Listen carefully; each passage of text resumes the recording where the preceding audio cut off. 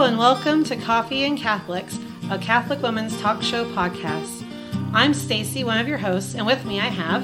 Hi, I'm Alicia. I'm Annie. And I'm Lauren.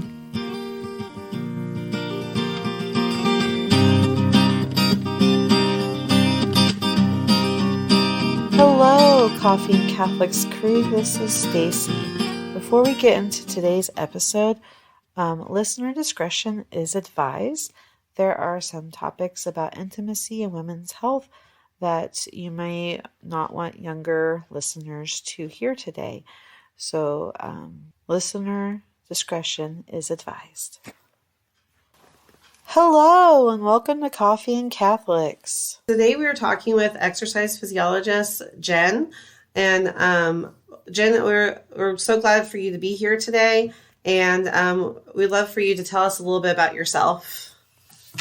Well, thanks for having me. I know logistically it's been a challenge to do this interview, and so I'm really excited to be here with you guys and appreciate your flexibility. I'm Jenn Lormand. I'm a mom of 3.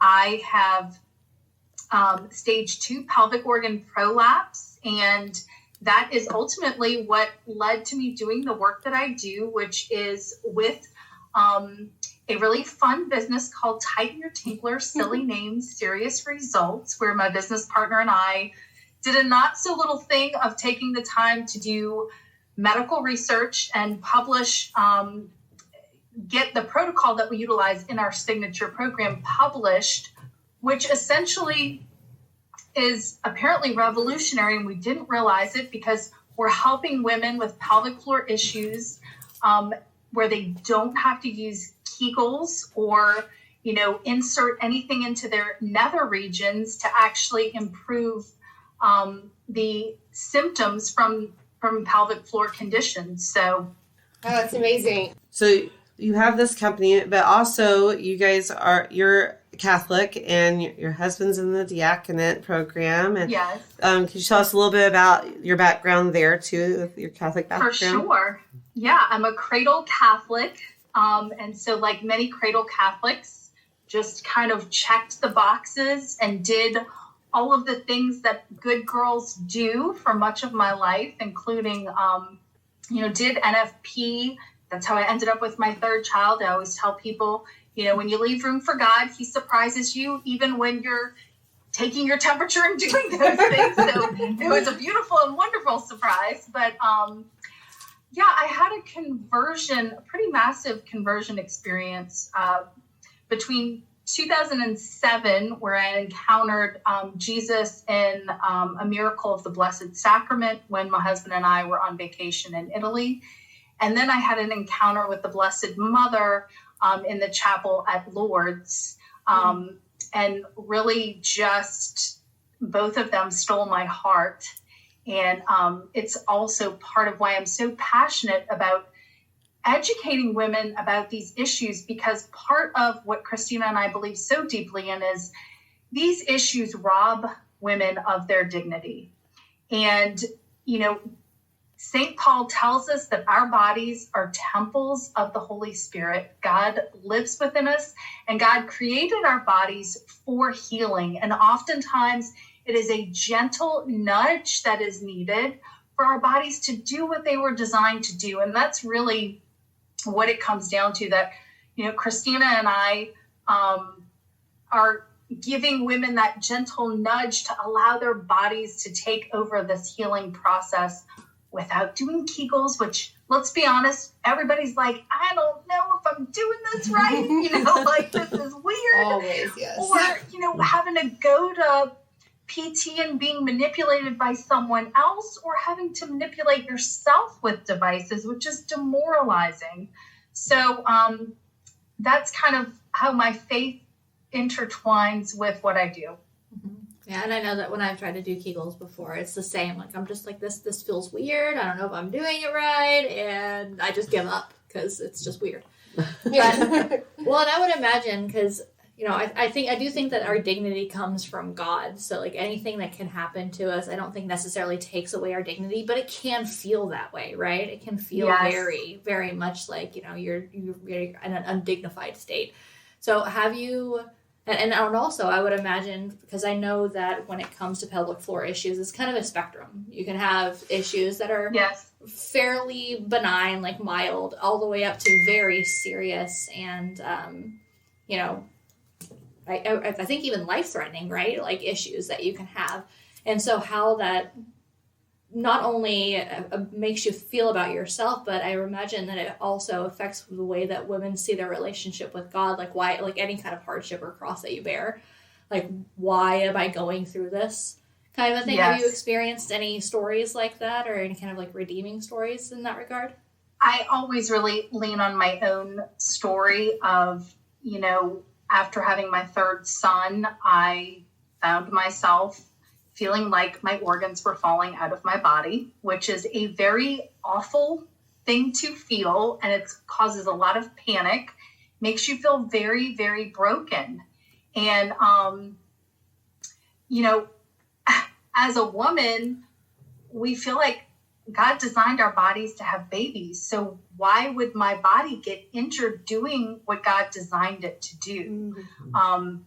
And so God gave me that cross to bear because I already had the expertise to solve the problem. Mm-hmm. And he gave me a very stubborn personality, very persistent personality that I was going to do what it took to figure out, with his grace, obviously, to figure out how to rectify this, because I was referred for surgery. And at 36 years old, you know, the urogynecologist that I went to, that would be the physician, if someone's listening to this and feeling like, oh, that kind of sounds like me, that would be the physician to go see to get a diagnosis, like for prolapse. But he looked at me and said, you know, I really don't like doing this surgery on women as young as you, because you're going to need to have it again in 10 to 15 years. So that was my rock bottom moment. Had a lot of crying and prayer, and God did lift me up out of that. I mean, I am sitting here talking to you passionately about this because I have stage 2 pelvic organ prolapse of all 3 compartments, meaning my bladder, uterus, and rectum are all falling down into the vaginal compartment. And I get to walk around most days forgetting that I have prolapse from implementing this protocol. Wow. So I don't think it gets better than that without having surgery or doing Kegels or having to insert anything inside of you. And so that's what we desperately want for every woman that's listening. Now, you did allude to the fact that these issues do occur on a spectrum. And obviously, prolapse is one part of that. Not every woman that's having pee leaks or back pain or heaviness in their abdominals or, you know, downward pressure has prolapse necessarily. But if you are a woman dealing with prolapse, what we concretely proved with our research is that stage 0 to 2 prolapse, we can effectively address with our protocol, with our signature program. If women are dealing where they know, like you look down there and you see something bulging out, coming down and out of the body, that's going to be a higher stage or grade of prolapse, stage 3 or 4.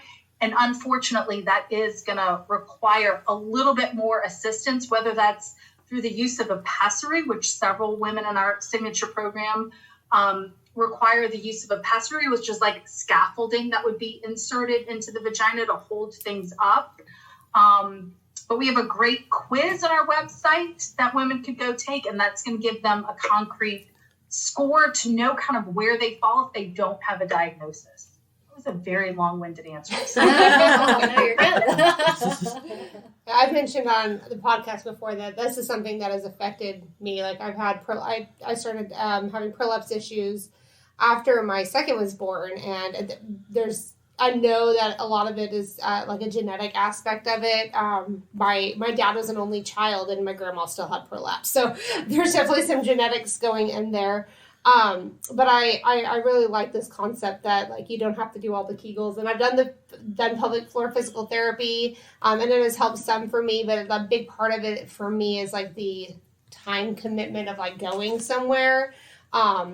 So I actually just signed up for this. So we'll see how, I'm kind of looking forward. Like I looked at some of the different videos of the device that's used to help with the exercises. And I feel like it actually sounds like something I'll do, which I think is great. But I also wanted to talk to you about, we want to talk about one of those issues that we don't always discuss, and that's what we do on this podcast, discuss things we don't always discuss. A problem that many women people don't talk about is how pelvic floor prolapse and issues can affect like your relationship with your spouse. And not gonna say that I've had any issues with that, but I know that that's something that you have dealt with many of the women. Yes. Well, and it's, not just pain with intimacy, because oftentimes, obviously, if you're having physical pain with insertion or pain higher up in the abdomen or swelling or discomfort post-intimacy, obviously, that's not going to make you super excited about being intimate with your husband. But there are other things that happen to women who are dealing with these issues. Sometimes it's leaking urine during sex or passing gas during sex, or sometimes some women know it as queefing, which is really just air getting trapped in the vaginal compartment. And it sounds like you're passing gas, but it's from the laxicity in the tissue. Kind of describe it as like this plunger effect that happens. And so all of these things, it's devastating, let alone some women are dealing with from, dribbling urine, it smells down there, and they don't know how to have that conversation with their husband, because going back to the dignity and the feelings of brokenness, the last person that we want to disappoint is our husband. And obviously, the act of being intimate with our husband it's a give and take, and it's a gift, and it's so integral to our relationship and such a sacred part of the sacrament of marriage. And so, yeah, it can be very challenging, especially what I find is with older women 50 plus, mm-hmm. That generation in particular never talked about sex, doesn't know how to have that conversation with their husband.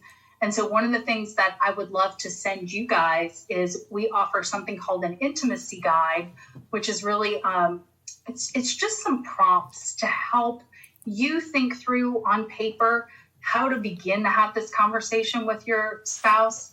And then, you can either use that to maybe start with a letter if you're not comfortable with actually verbalizing that, or bring that to the conversation so that you can have this conversation, because it definitely can impact your marriage. And I have no doubt, I don't have any statistical proof, but I have no doubt that this has led to divorce in many instances, because it just creates this divide.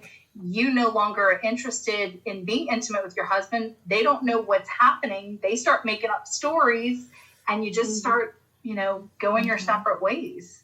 Yeah, it's kind of weird that in some cases, or in some parts of this, it's almost brought me closer to my husband and being able to, for a while, it's like there were some issues with discussing. I didn't want to talk about it too much. Like I would delude, he knows that I've had these issues, but I grew up not saying words like vagina, because I got in trouble for yelling vagina head at my sister down the Catholic school hallway. So my mom had every right to try and keep me from saying, anatomically correct terms in that instant.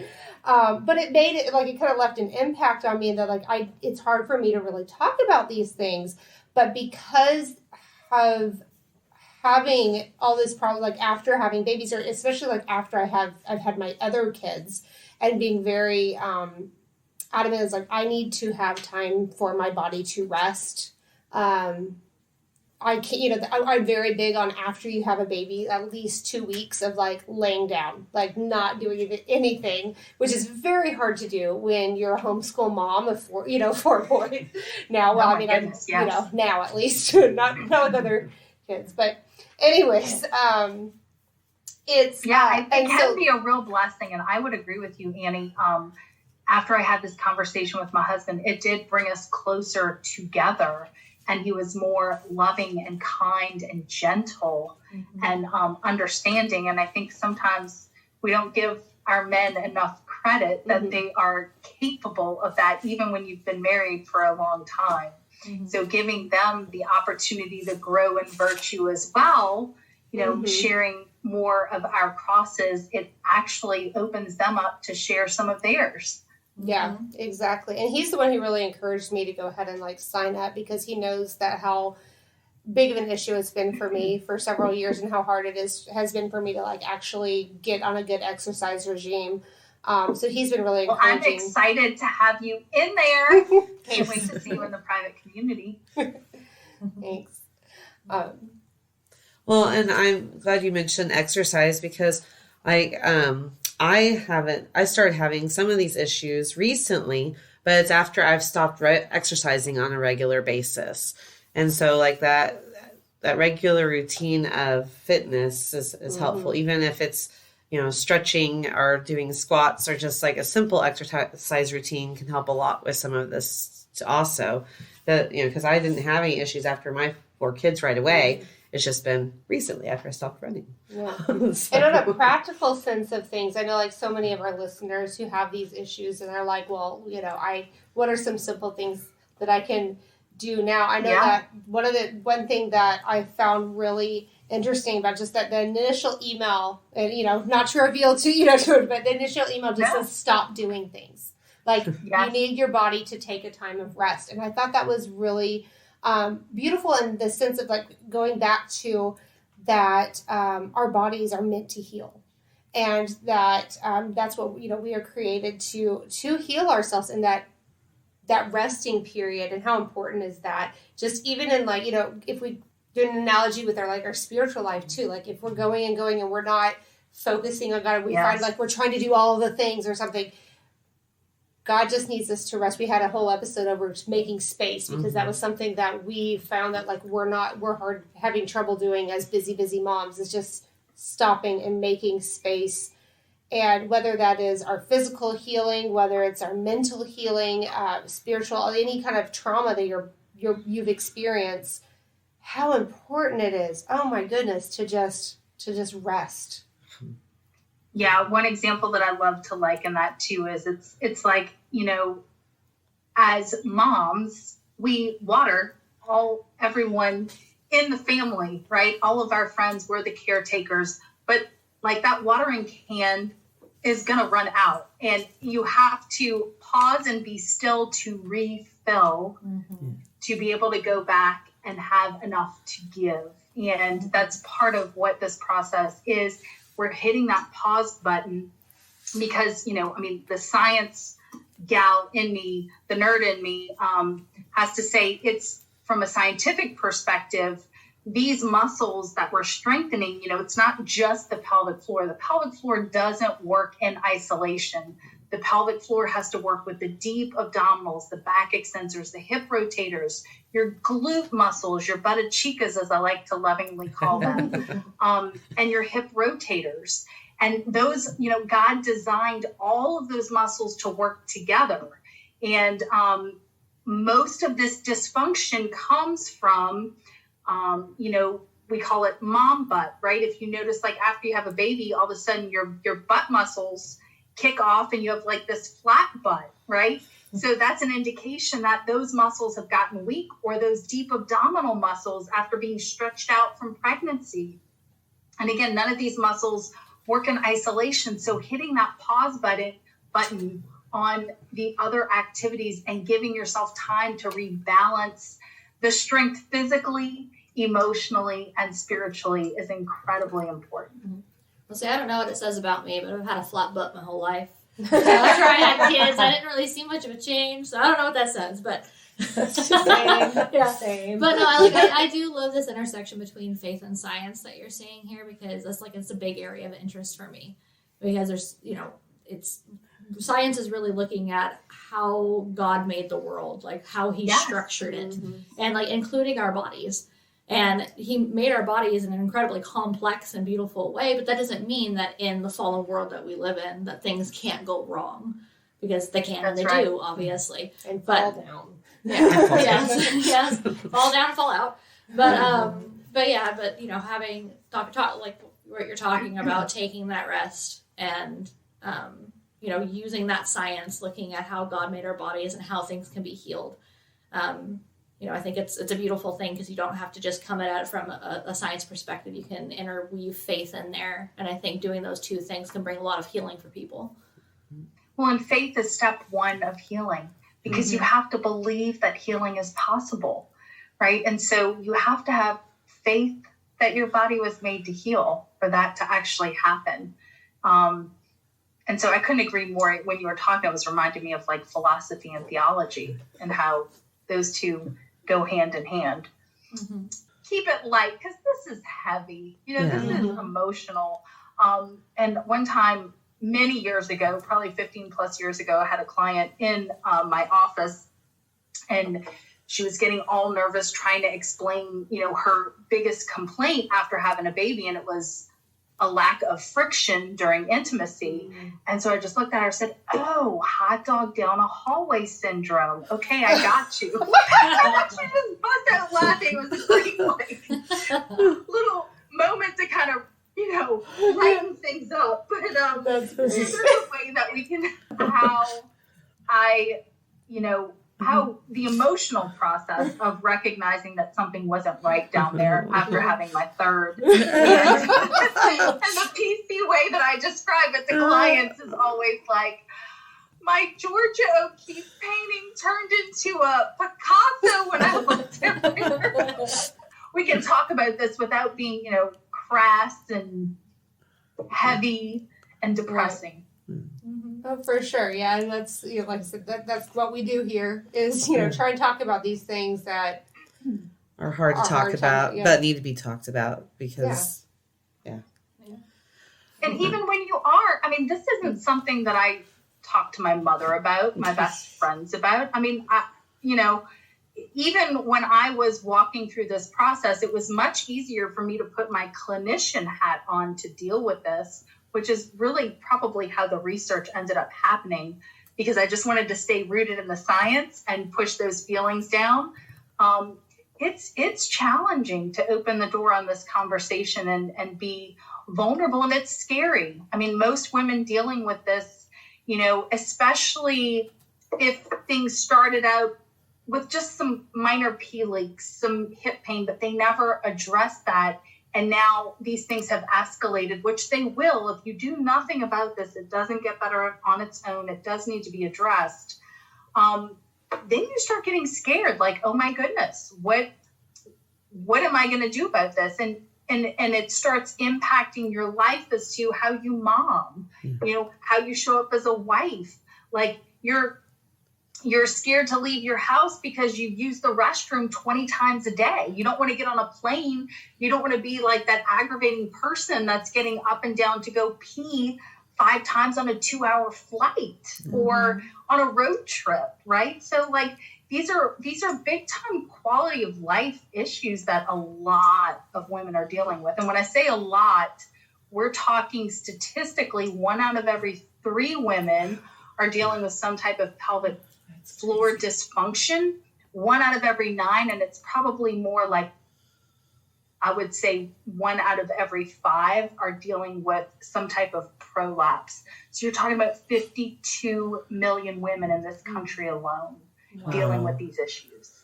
It's pretty big. Well, it sounds like, because it's something that, you can't just see somebody going through, it's not a visible kind of thing. It sounds like it can be very isolating. And then we've been talking about, like, as moms, when do we ever stop to take care of ourselves. Like we take care of our family, our kids and our families, but us taking care of ourselves, we're always put ourselves last.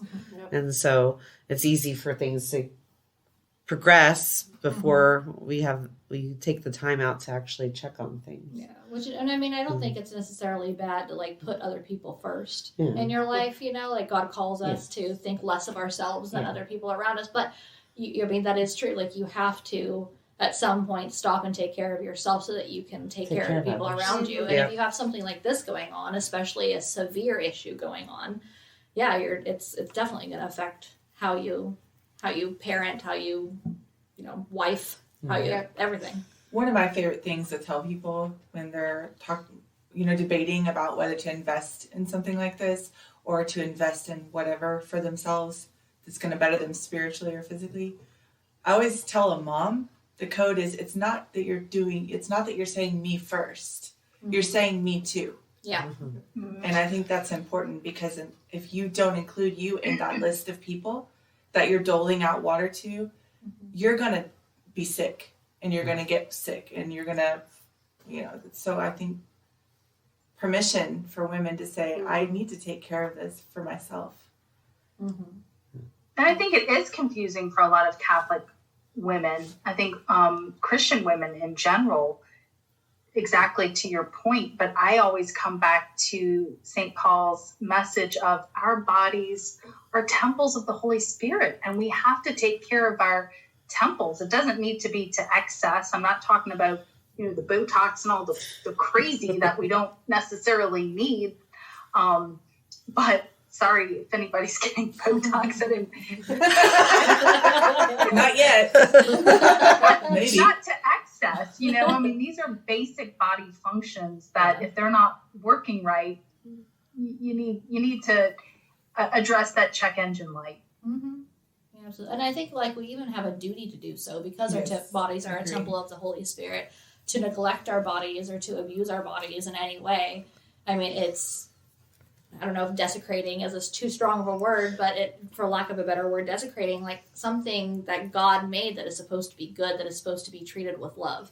So if we're not treating ourselves with love, then we're not really acting in accord with God's will, I think. So, and as an instrument of service, our bodies are in service to our will and our spirit to do the will of God. And if they don't work right, then we can't perform our functions that are necessary to our vocation sometimes. And so especially something like this, that's something we have to think about and put as a priority. Yeah, well, and I love earlier in the conversation what you said about how you had these issues come about and your doctor told you that you're going to have surgery and you're stubborn. And so you're like, no, I'm going to figure out how else to do that. And God used how he made you as a stubborn individual. He worked through you and through that grace to be able to find something that worked for you. And now you're, working to help other women. And I think that's a beautiful thing. Thank you. I hindsight is always 20/20 in the process. I can't say that I knew that I thought that God knew what he was doing. I wasn't really happy with him at the time. But I do, looking back, know that he gives us crosses that he especially picks out for us for the greater good. He uses all things for good. That I do know. Yeah, absolutely.